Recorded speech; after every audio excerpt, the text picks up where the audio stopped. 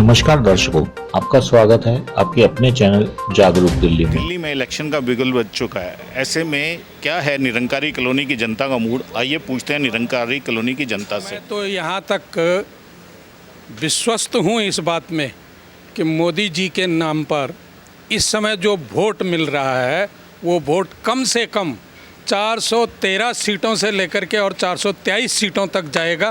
आप उस दिन गिनती के बाद ये देख लेना, चाहे कोई कितनी भी जोर लगा ले, मोदी जी का मुकाबला हिंदुस्तान क्या वर्ल्ड में नहीं है। इस समय वर्ल्ड लेवल का नेता यदि कोई है तो वो नरेंद्र मोदी हैं, और ये सारा वोट जिनको भी मिलना है वो नरेंद्र मोदी जी के ही नाम से मिलना है।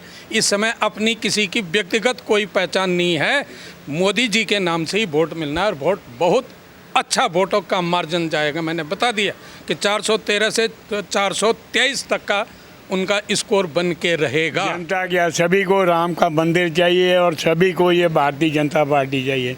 भारतीय जनता पार्टी प्रचंड बहुमत से जीतेगी, उसको कोई रोक नहीं सकता। जय श्री राम, जय श्री राम। भारतीय जनता पार्टी और मोदी जी को वोट इसलिए नहीं है कि वो एक धर्म का काम कर रहे हैं, वो तो एक सब्जेक्ट है ही है। साथ में जो धारा 370 या हमारे को चांद पे ले जाना, सड़कें बनाना, या जितना भी पूरे देश विदेश में हिंदुस्तान का नाम हुआ है, ऐसा काम हमने अपनी ज़िंदगी में देखा कि कोई ऐसा काम कर सकता है। सिर्फ धर्म का हमारा अपना जो वर्चस्व है उसको कायम करने के लिए हम मोदी जी को वोट देना, लेकिन जितनी तरक्की मोदी जी के राज में हमने देखी है, शायद हम आने वाले सालों में हमारी पीढ़ियां देख पाएंगी या नहीं देख पाएंगी। मोदी जी को वोट ज़रूर देना चाहिए, ज़रूर देना चाहिए। वही एक ऐसा शख्स है जो देश को ऊंचाइयों पे और पूरा विश्व गुरु बना सकता है। देखिए, ऐसा है, ये तो सब जो लोग हैं जो अच्छा काम करता है उसकी क्रिटिसाइज़ करने वाले होते हैं, सबके हैं, चाहे मैं हूँ या आप हो, सबकी पीठ पीछे बुराई होती है। मोदी जी का कोई मुकाबला नहीं है, वो एक हमारे वर्ल्ड लेवल के आदमी हैं, और हमारी इकोनॉमी को उन्होंने 5वीं नंबर पर ला दिया है। और जो भी प्रोग्रेस मोदी जी के टाइम में हुई वो कोई भी नहीं कर सकता था। राम मंदिर का मसला है, 370 का मसला है, यदि मोदी जी नहीं होते, चाहे बीजेपी का कोई भी पीएम होता, ये मसले हल नहीं हो सकते थे। अब सबको मोदी जी के नाम पर वोट देने चाहिए। ये सारे हमारे कैंडिडेट सातों, हम उम्मीद करते हैं दिल्ली के सातों कैंडिडेट जीतेंगे और सब राम के ऊपर सब वोट लेंगे। जो राम को लाए हैं वो उनको हम लाएंगे। जय श्री राम। परमात्मा जो है उसका एक अपना विधान है। झूठ की जो कार्यशैली चली, इसकी समय सीमा बहुत ज़्यादा नहीं थी, और बिल्कुल वो तो अब अंतिम कगार पे है। तो हमें तो उस तरफ नहीं बढ़ना है, हमें तो अपनी लाइन को बड़ा करना है। मेन है कि इस वक्त इलेक्शन चल रहा है, और इलेक्शन के अंदर इस वक्त हमें ज़रूरत है, क्योंकि आज देश के लिए चुनाव हो रहा है। देश के अंदर एक ही नाम है, वो है नरेंद्र मोदी।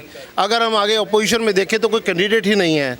क्या मैं अपने वोट उस व्यक्ति को दूं, उस पार्टी को दूं जिसका कोई दृष्टिकोण नहीं है, जिसका कोई अस्तित्व नहीं है?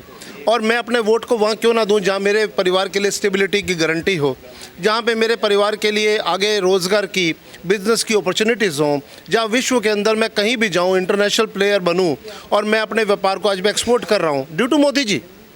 कहाँ सोचा था कि मैं एक्सपोर्ट कर पाऊँगा? मैं तो इम्पोर्ट भी नहीं सोच रहा, इम्पोर्ट करता था, या मैं अपने व्यापार के लिए लड़ता था कि मेरा सिख यूनिट बन गया। आज मेक इन इंडिया में मुझे ताकत मिली, मैं होम कंजम्पशन करने लगा, हिंदुस्तान को अपनी इकाई से माल बना के देने लगा, फिर एक्सपोर्ट के गेट पे खुल गए। तो ये क्या हो रहा है? चहुमुखी विकास हो रहा है। मोदी जी के अलावा कोई ऑप्शन ही नहीं है, कोई दूर दूर तक कोई ऑप्शन नहीं है। और दूसरी बात, सबसे बड़ी खुशकिस्मती ये है कि लोकसभा क्षेत्र चांदनी चौक से परवीन खंडेलवाल हैं, जो 38 साल से व्यापारियों की लड़ाई को लड़ रहे हैं।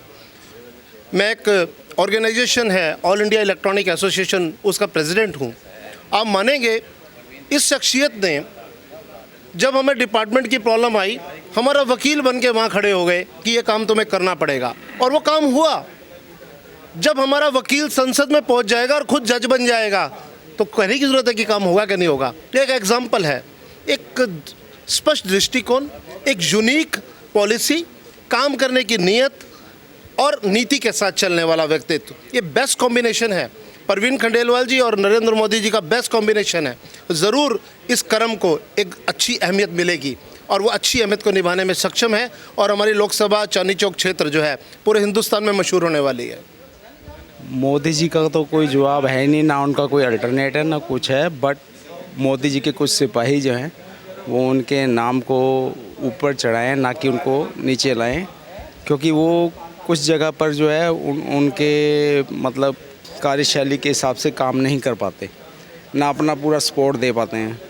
तो हर मतलब धर्म के लोगों को, सनातन धर्म को आगे बढ़ाना है और हर धर्म के लोगों को साथ में लेके चलना है। हम हिंदू हैं, हिंदुस्तानी हैं, ना कि हम कोई मुसलमान है, कोई तिवारी है या वो है, जो भी है सब सनातनी हैं और हिंदू धर्म से ही सबका संबंध है।